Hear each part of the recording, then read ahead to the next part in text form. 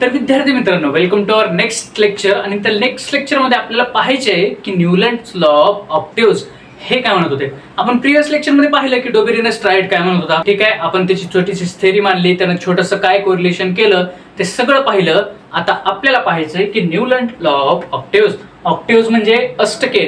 त्याचा मिनिंग काय होतो तो आपण जसं जसं पुढे जाऊ तसं तसं तुम्हाला समजून येईल. बघा, ऑक्टेव्ह म्हणजे कोण? जॉन न्यूलँड. हा न्यूलँड नावाचा सायंटिस्ट होता. हा जॉन न्यूलँड कोण होता? इंग्लिश सायंटिस्ट होता. त्याने काय केलं? Correlated atomic masses of elements to their properties in different way. जे ॲटॉमिक मास होते एलिमेंटचे त्याला काय केलं? त्याच्या डिफरंट प्रॉपर्टीजशी त्याने कोरिलेटेड करण्याचं काम केलं आणि त्यानं त्याद्वारे क्लासिफिकेशन करण्याचं काम केलं. आपला पहिला कोण होता? डोबेरिन ट्रायड. त्याने ही क्लासिफिकेशन करण्याचं काम केलं, पण त्याचा ड्रॉबॅक आले की सगळे एलिमेंट त्यामध्ये त्याला सामावता आले नाहीत. दुसरा कोण आला? न्यूलँड. त्याने काय केलं? ॲटॉमिक मासेसची डिफरंट प्रॉपर्टीज कोरिलेट केल्या. 1866 मध्ये त्याने काय एलिमेंट्स अरेंज केले त्याच्या increasing order of their atomic masses. म्हणजे त्यांचे ॲटॉमिक मास होतं त्या ॲटॉमिक मासेसच्या आधारावर 1866 मध्ये न्यूलँडने जसा जसा ॲटॉमिक मास वाढत जाईल किंवा त्याची जशी इन्क्रीजिंग ऑर्डर लागली तशा प्रकारे त्यानं काय केलं? अरेंज करत गेले एलिमेंट्सला, असं त्यांचं म्हणणं आहे. Started with the light element hydrogen and ended with the thorium. त्यानं काय केलं? लाईट एलियम, ज्याचं ॲटॉमिक मास सगळ्यात कमी आहे असा हायड्रोजन पकडला आणि ज्याचं मास सगळ्यात जास्त आहे असा थोरियम पकडला आणि त्याप्रमाणे हायड्रोजन पासून थोरियम पर्यंत त्याने इन्क्रीजिंग ऑर्डर मध्ये एलिमेंट्स अरेंज करत गेला, असं त्यांचं म्हणणं आलं. ठीक आहे, जेव्हा न्यूलँडने त्याने काय केलं? इन्क्रीजिंग ऑर्डर मध्ये ॲटॉमिक मासेसचा काय इन्क्रीजिंग ऑर्डर त्याने अरेंज केला, तेव्हा त्याने काय फाइंड आउट केलं? त्याने फाउंड आउट केलं every 8th element had properties similar to those of first element. म्हणजे जेव्हा त्याने अरेंज केलं तेव्हा असं त्याला लक्षात आलं की जो पहिला जो एलिमेंट आहे आणि जो 8 नंबरचा जो एलिमेंट आहे यांच्या प्रॉपर्टी हा सिमिलर आहेत आणि त्यांच्यामध्ये सिमिलरिटी आहे, असं त्याला ऑब्झर्वेशन मध्ये आलं. ठीक आहे, त्याच्यामध्ये एक्झाम्पल काय बघा? सोडियम आणि लिथियम. हा सोडियम लिथियमशी 8th पोझिशनवर आहे, म्हणजेच लिथियम पासून सोडियम हा 8व्या स्थानावर आहे आणि त्याच्यामुळे लिथियमच्या प्रॉपर्टी ह्या सोडियमशी सिमिलर त्याला पाहायला मिळाल्या किंवा लिथियम आणि सोडियमच्या प्रॉपर्टी त्यांना सिमिलर आहेत अशा म्हणला. दुसरं एक्झाम्पल आहे मॅग्नेशियम अँड बेरिलियम. सेम जसं सोडियम आणि लिथियमच्या केसमध्ये. तिसरं केस आहे क्लोरीन आणि फ्लोरीन. आणि Newlands compared this with octave in the music. आता बघा, फर्स्टचं 8व्याशी काही संलग्न आहे किंवा त्याचं जे साम्य आहे पहिल्याचं जे 8व्याशी आहे असं त्याला जेव्हा लक्षात आलं तेव्हा त्याने काय केलं? जे सा रे ग म प ध नि सा अशा ज्या नोट्स आहेत त्या नोट्सची पहिला सा हा 8व्या साशी साम्य दाखवतो असं त्यानं सांगितलं. आणि त्यानं काय केलं? त्याला कम्पेअर केलं ऑक्टेव्ह जी असते म्युझिक मधली, जे अष्टक जे असतात म्युझिक मधले त्याच्याशी. आणि त्यानं काय केलं? त्याच लॉला त्यानं लॉ ऑफ ऑक्टेव्ह असं म्हणलं. काय त्या लॉ ऑफ ऑक्टेव्हचं म्हणणं काय? Similarity observed in 8th and first element. म्हणजे 8व्या पोझिशनच्या एलिमेंट मध्ये आणि फर्स्ट पोझिशनच्या एलिमेंट मध्ये सिमिलॅरिटी दाखवणे ह्यालाच त्याने काय म्हणलं?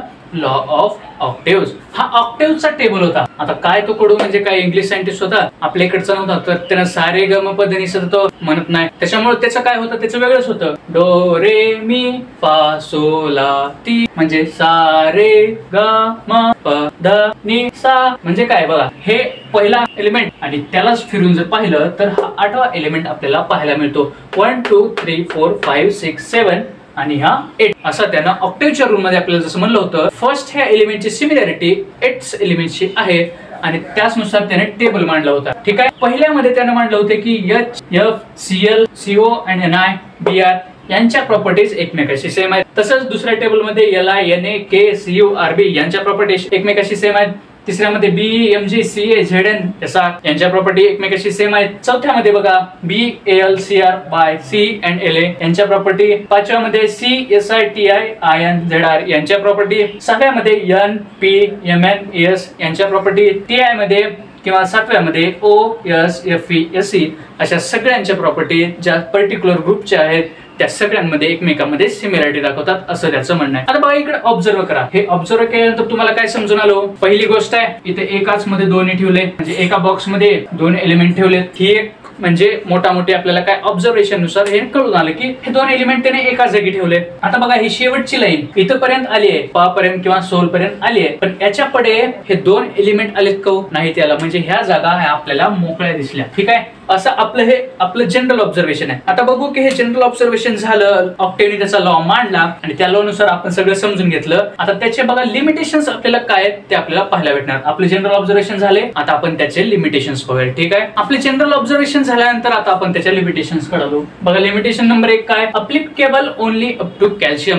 आता जर तुम्ही तो टेबल जर पाहिला त्या टेबल मध्ये काय दिलं बघा, तो applicable up to only calcium असं त्याचं म्हणणं आहे. पण त्यानंतर म्हणजे असं क्लेम केलं होतं की ते सगळ्याला अप्लिकेबल आहे, पण ते वास्तवात ते अप्लिकेबल आहेत का? नाही. ठीक आहे, म्हणजे applicable only up to calcium. दुसरं काय, filled all known elements into 7 × 8 56 boxes. म्हणजे जेवढे नोन एलिमेंट्स होते ते 56 बॉक्स मध्ये त्यानं काय केले, अकोमोडेट करण्याचं काम केलं, फिल करण्याचं काम केलं. Place 2 elements in same box to accommodate all elements. म्हणजे एका बॉक्स मध्ये 2 एलिमेंट टाकले. ठीक आहे, आपलं जनरल ऑब्झर्वेशन आलं बघा, गोल केलं होतं, त्याला काय म्हणतात, ते 2 एलिमेंट त्याने एका बॉक्स मध्ये 2 एलिमेंट देखील ठेवले, जेणेकरून ऑल एलिमेंट्स त्याच्यात अकोमोडेट करता येतील त्याला. तिसरं, place some elements with different properties under same node. म्हणजे ज्या 2 एलिमेंटच्या डिफरंट प्रॉपर्टीज होतात त्याही एलिमेंट्सला त्यांनी एका जागी ठेवण्याचं काम केले. त्याचं एक्झाम्पल असे की त्याचं डो रे मी फाला तो जे होतं त्याच्यामधला डो नोट मध्ये त्यानं काय केलं, कोबाल्ट आणि निकेलला ठेवले. कोणासोबत? हॅलोजन सोबत. त्या हॅलोजनच्या प्रॉपर्टी कोबाल्ट आणि निकेल सोबत टोटली वेगळ्या आहेत, असं त्याचं लिमिटेशन आणखी एक आपल्याला पाहायला मिळालं. दुसरं काय, Fe म्हणजे काय हो, iron. Same properties like cobalt and nickel but placed away. कोणामध्ये प्लेस केले त्याला? नॉन मेटल्स मध्ये, ऑक्सिजन आणि सल्फर सोबत. तेही कोणत्या नोट मध्ये? टी नोट मध्ये. ठीक आहे, आता काय म्हणले याच्यात, म्हणजे याच्यात काय म्हणले बघा, जो Fe होता, आयरन होता, त्याची जी प्रॉपर्टी आहे ती कोबाल्ट आणि निकेल सोबत सारखी आहे, पण त्याला प्लेस कोणासोबत केले? ऑक्सिजन आणि सल्फर मेटल सोबत किंवा नॉन मेटल सोबत. पण त्याची प्रॉपर्टी यांच्यासोबत सेम असल्यामुळे त्याचा आणखी एक ड्रॉबॅक तयार झाला आणि आपण त्याला ड्रॉबॅक नंबर 5 असं म्हणलं. त्याचा बघा आता लास्ट ड्रॉबॅक कोणता होता? No provision to accommodate newly discovered elements. आतापर्यंत आपण 18व्या शतकापर्यंत बघितलं की 1800 मध्ये किती होते? 30 एलिमेंट होते. आतापर्यंत त्याने आणखी शोध लागला, आणखी एलिमेंट्स वाढत गेले, पण त्याच्यामध्ये फक्त 56 बॉक्स असल्यामुळे, आता टोटल अकोमोडेट झाल्यामुळे एक नवीन जरी एलिमेंट डिस्कवर केला तर त्या एलिमेंटला आपण कोणत्या बेसिसवर कुठे प्लेस करायचा याला प्रोव्हिजनच नव्हतं, म्हणजे बॉक्स रिकामाच नव्हता असं त्याचं म्हणणं आहे. आणि त्यामुळे हा एक त्याचा ड्रॉबॅक होता असं आपल्याला समजून आलं. ठीक आहे, आपण न्यूलँड्स लॉ ऑफ ऑक्टेव्ह्ज अशा प्रकारे समजून घेतले. ठीक आहे, आपण भेटूया नेक्स्ट लेक्चर मध्ये. तोपर्यंत हे कसं वाटलं त्यासाठी लाईक करा, शेअर करा, सबस्क्राईब करा, हसत खेळत राहा आणि अभ्यास करत राहा.